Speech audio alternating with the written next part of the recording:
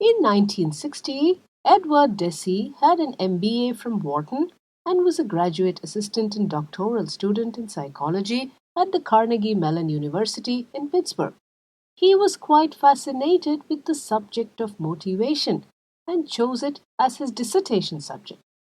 Encountering a recently popular puzzle called the Soma Cube in the office of a fellow graduate student, he decided to use it in an experiment.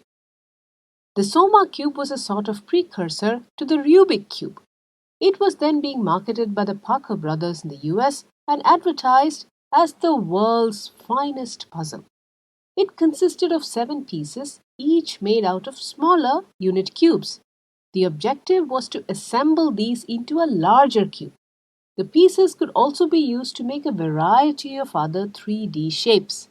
Some pieces were simple and others complex, but the versatility of it, with the possible combination, complexities, and challenges, made this a very popular puzzle among the students at the university.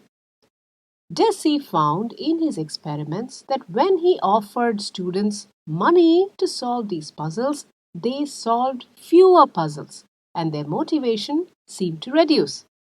But without any money rewards, students were naturally curious and interested and ended up solving a lot more puzzles. When students were paid to do the puzzles, it became work for them, and they did not want to do it for long beyond what they had to.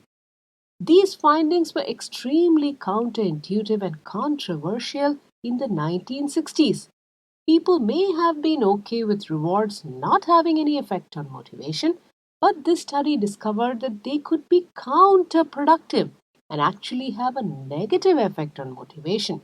And that was very hard for people to accept because it seemed to be contrary to everything they believed in.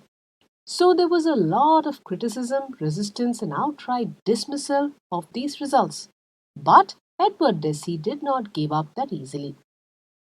Soon, other researchers also began replicating these results with other similar studies.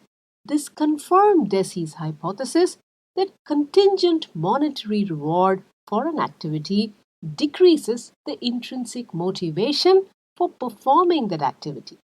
Contingent rewards are rewards that are conditional and specified in advance. Some variants of these experiments also included punishments for non performance or poor performance. This resulted in an even larger lowering of intrinsic motivation. So, while contingent rewards seemed to reduce intrinsic motivation significantly, punishments destroyed them totally. So, research clearly reveals that material rewards and punishment destroy people's intrinsic motivation and enthusiasm, often for an otherwise interesting and motivating task. And yet, the common consensus belief in the corporate world and even outside is that rewards, especially material rewards, motivate positively and punishments motivate negatively. Getting back to our researcher, Edward Deci, freshly motivated by his Soma puzzle experiments, Edward Deci arrived on campus at the University of Rochester in 1971 for a joint appointment to its psychology department and business school. But in 1973, he was asked to leave the business school because of his controversial findings about rewards and motivation. So the psychology department hired him full time. In 1975, he published a book called Intrinsic Motivation based on all his research.